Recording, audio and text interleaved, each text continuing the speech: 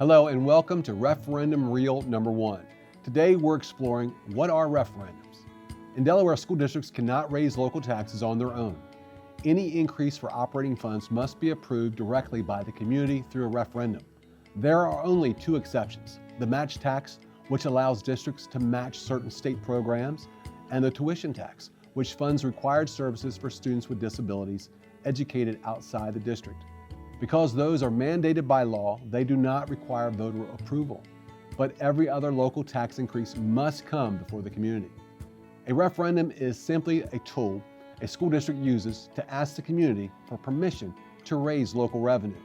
There are two completely different kinds of referendums: capital referendums, which pay for buildings, renovations, and major construction projects, and current expense referendums, which pay for the daily cost of running the district.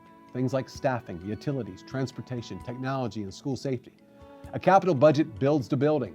A current expense budget runs the building. This is important because some in our community may remember voting on a capital referendum back in 2012. That referendum paid for construction and major upgrades, but it did not raise the daily operating budget. That is why we can say accurately and clearly that Laurel has not passed a current expense referendum in 40 years. The last time the community voted to increase our operating revenue was in the early 1980s.